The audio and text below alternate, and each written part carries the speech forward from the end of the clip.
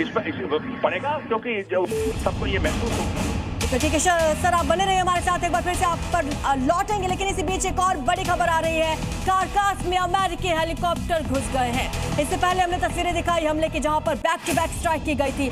अब खबर ये कि वेनेजुएला में कारकास में अमेरिकी हेलीकॉप्टर घुस आए हैं, उसकी भी तस्वीरें आप देखिए। कारकास में अब अमेरिका की तरफ से लगातार ताबड़तोड़ एक्शन लिया जा रहा है और इस बार जंग में सीधे तौर पर अमेरिका घुस गया है। अब मादुरो के साथ क्या पुतिन साथ देंगे? 2026 की क्या सबसे बड़ी जंग का आगाज यहां से हो गया है?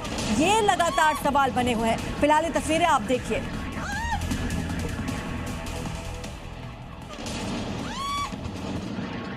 हमारे साथ कर्नल यूएस राठौर जुड़ चुके हैं, डिफेंस एक्सपर्ट हैं। सर, अब अमेरिका के हेलीकॉप्टर वहां पर घुस चुके हैं ताबड़तोड़ कार्रवाई करने के लिए, क्या लगता है एक और नई जंग अब शुरू हो गई है? जी हाँ, एक नई जंग की शुरुआत हो गई है और इसका आगाज, इसका आभास बहुत पहले से था और लग रहा था कि सीआईए ने और प्रेसिडेंट डोनाल्ड ट्रंप ने मन बना लिया है कि वेनेजुएला को वो अटैक करेंगे। तो आज कारकस में उन्होंने करके ये बता दिया है। अभी भी वेनेजुएला जो है ये चाहता है कि किसी तरीके से सुलह हो जाए और वेनेजुएला इस चीज को बढ़ाना नहीं चाहता है। इसके साथ आप जोड़ के देखिए, आज प्रेसिडेंट ट्रंप का एक और बयान आया है ईरान के मुतालिक कि हम we are loaded and ready. अगर आप वहां पर प्रदर्शनकारियों पर फायर करेंगे और डेथ्स होंगी तो हम वहां भी इंटरवीन करेंगे। ठीक है, मैं लौटती हूँ आपके पास।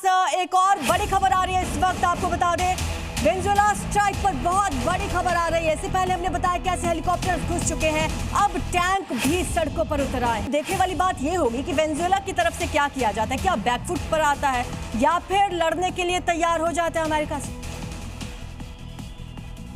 देखिए, मैं आपको एक चीज़ बता दूं कि तनाव जो है वो बढ़ता जो है वो शुरू हो चुका है। 7 अलग अलग धमाके सुने गए हैं और कराकस के साथ साथ कई और जगहों पर भी ये धमाके सुने गए हैं और लोग हलचल बहुत ज़्यादा बढ़ गई थी वहाँ पर।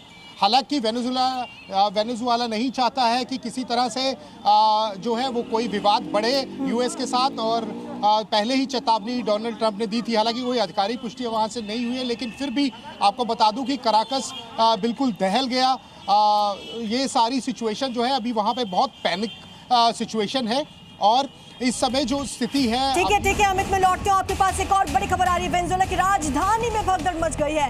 आपको हमने बताया कारकस में धमाके हुए हैं, अब राजधानी में भगदड़ मची है। बम धमाकों के बाद लोग यहाँ पर अफरा तफरी भागते हुए नजर आए हैं। हालांकि बताया ये जा रहा है कि मिलिट्री बेस को निशाना बनाया गया है, लेकिन जैसा कि हमारे सहयोगी ने भी आपको बताया कि ना सिर्फ कारकास बल्कि कुछ और इलाकों में भी ऐसे हमले और ऐसे धमाके सुने गए हैं। जैसे ही रात को बम धमाकों की आवाज आई, लोगों में अफरा तफरी मच गई, लोग इधर उधर भागते हुए नजर आए हैं।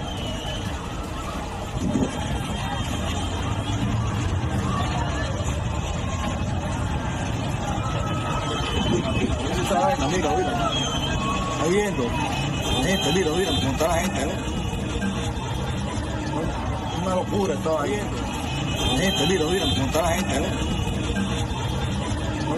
una locura estaba ahí. ¿Estás viendo? ¿Ah?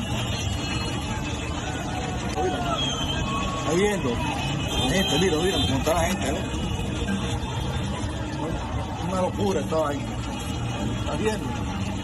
तो एक और बड़ी खबर आ रही है, साथ ही हमारे साथ रक्षा विशेषज्ञ मयंक चौबे सर जुड़ चुके हैं। मयंक सर, क्या लगता है कि इससे उस इलाके में बाकी देशों पर भी कुछ असर पड़ेगा? देखिए, इस समय जो मुझे प्रतीत हो रहा है कि यूएसए अपनी हेजेमनी, अपना एक तरीके से वहां दादागिरी दिखाने की कोशिश कर रहा है। वेनेजुएला के ऊपर उसकी निगाहें बहुत पहले से थी। मदुरो सरकार के विरुद्ध वो कार्रवाई कर रहे थे और वो चाह रहे थे कि दबाया जाए किस तरीके से। बहाना क्या लेते हैं कि डेमोक्रेसी को वापस लेकर आना है, ड्रग मेनेस के खिलाफ काम करना है। ये पुराने हथकंडे होते हैं यूएसए के किसी भी देश को तबाह करने से पहले। मैं इन शब्दों का प्रयोग बड़ी सोच समझ के कर रहा हूं, क्योंकि जहां जहां पर यूएसए ने अपने कदमगोशी की है वहां पर केवल नुकसान और नुकसान के अलावा देखने को नहीं मिलेगा। एग्जाम्पल आपके सामने मैं रखना चाहूंगा इराक का। सद्दाम हुसैन जैसे भी थे, अपने देश को उन्होंने एक रखा हुआ